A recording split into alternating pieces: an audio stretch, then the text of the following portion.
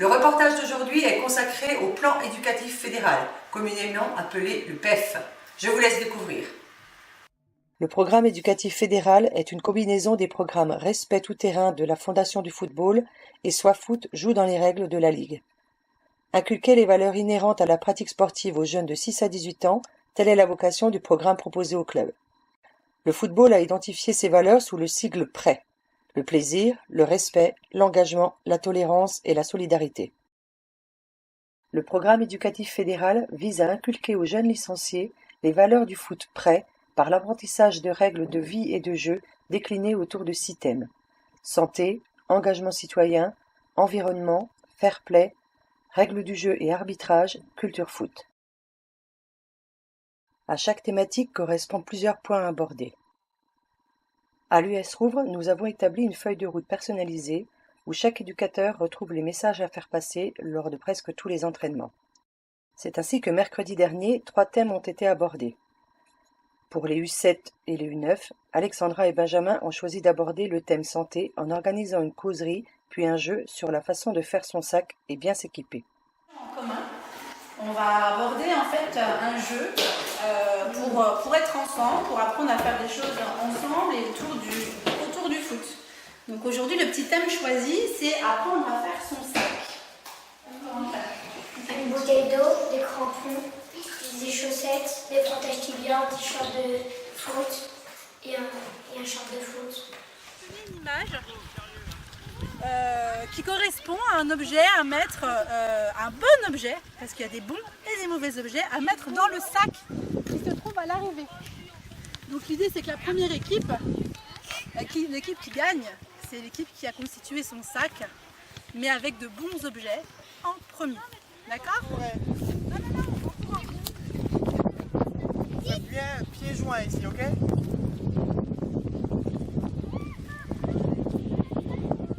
Allez, pieds joints, pieds joints.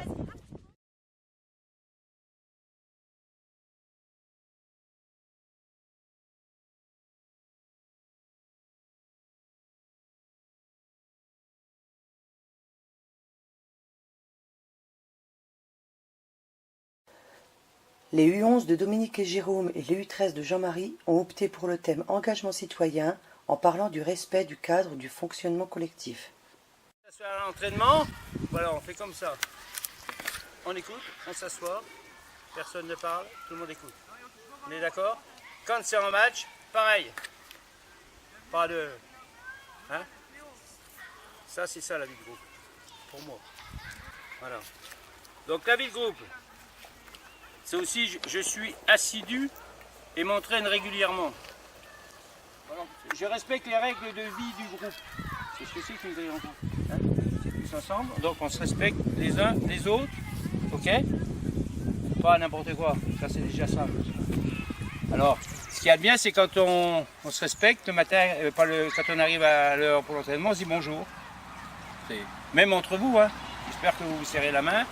Bonjour, hein? Ou une petite tape amicale. Quand on arrive dans le vestiaire, on fait pas le cirque, hein? Je suis assidu et m'entraîne régulièrement.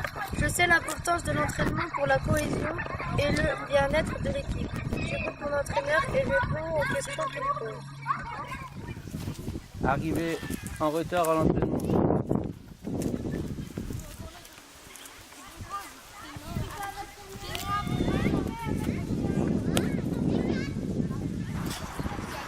La mère, faut peut-être que j'y arrive. Mais c'est moi qui l'ai envoyé. Dire bonjour.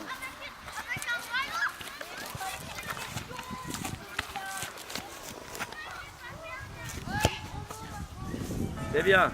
Licencier dans un club et faire partie d'une équipe de football. C'est avant tout respecter les règles de vie en groupe. Cela implique de s'engager sur la durée et d'être assidu. Or, certains licenciés, par leur retard ou leur absence, peuvent nuire à la cohésion du groupe.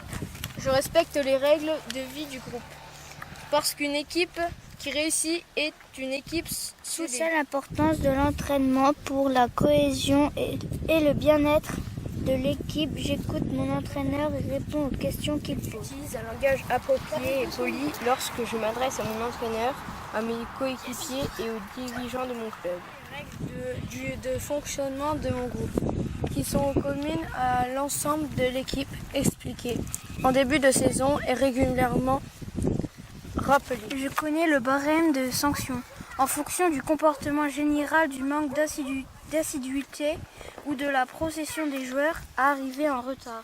Je suis à l'écoute du capitaine de mon équipe qui est le premier relais du coach. Les U15 et U17 de Clément et Jordan ont clos cet après-midi en choisissant le message « Se comporter avec élégance sur et en dehors du terrain ». Alors, le fair play, c'est quoi pour vous, sinon, en gros? Ça correspond à quoi? Vas-y. Respect de l'adversaire. Ouais, très bien, allez-y à la volée. Ensuite, allez-y. Ouais, ensuite. Plus vite. Qui? Mais si on prend toi qui as parlé? si on prend un coup, on s'excuse. Non, si on nous met. Respect de l'adversaire. Ouais, voilà. Ensuite, Brice. Respect de l'adversaire. Une idée, le fair play. Tu sais pas? Loïs, t'allais dire un truc? Ne pas se battre. Ouais, ok, ensuite. La convivialité, c'est pas mal. La fin d'un match. Et quel comportement avoir? Loïs, arrête. Quel comportement avoir en cas de défaite? Ok. Il y a deux comportements différents à avoir ou à ne pas avoir. Pas s'énerver et pas insulter ou dire des paroles déplacées sur les Je peux marquer et garder son sang-froid. Ouais, Comment c'est déjà? Thomas, pardon. En cas de victoire, faut-il jouer au football? Non, mais genre, pourquoi commencer à penser en dribble? Ça veut dire que tu respectes pas le joueur. Quoi. Ouais, donc continuez à jouer.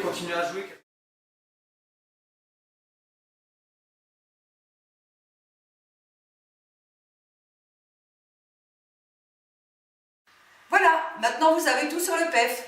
Et je vous donne rendez-vous très bientôt pour de nouveaux reportages.